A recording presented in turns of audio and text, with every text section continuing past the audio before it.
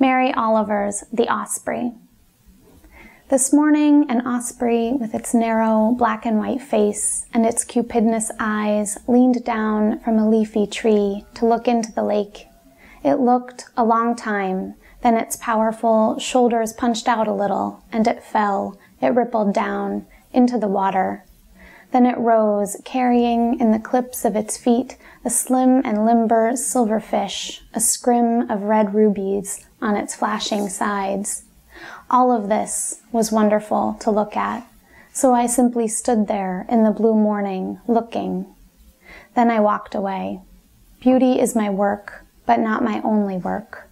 Later, when the fish was gone forever and the bird was miles away, I came back and stood on the shore thinking. And if you think thinking is a mild exercise, beware. I mean, I was swimming for my life, and I was thundering this way and that way in my shirt of feathers, and I could not resolve anything long enough to become one thing, except this, the imaginer.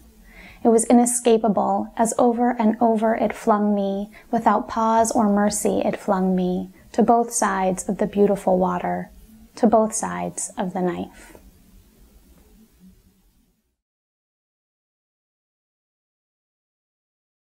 When I learned that I would be reading and saying a few words about Mary Oliver's poem, The Osprey, I was somewhat overwhelmed because it's Mary Oliver.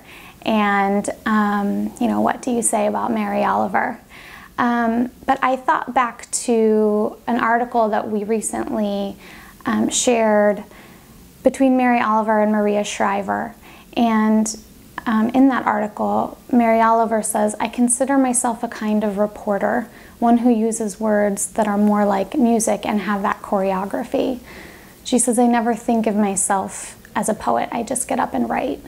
And I think that that statement feels so true when you read Mary Oliver's poems. They're not overwrought or overwritten, and they really feel like the relaying of an intimate experience between human and nature.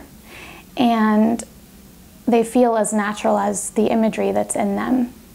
And I think that intimacy with nature and that dance that she talks about, that choreography, in so many of her poems,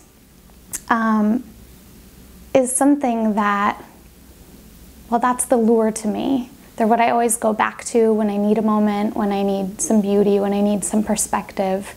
And I think a lot of them deal with perspective, like this one of predator and prey. At the end, she is both, on both sides of the water, on both sides of the knife.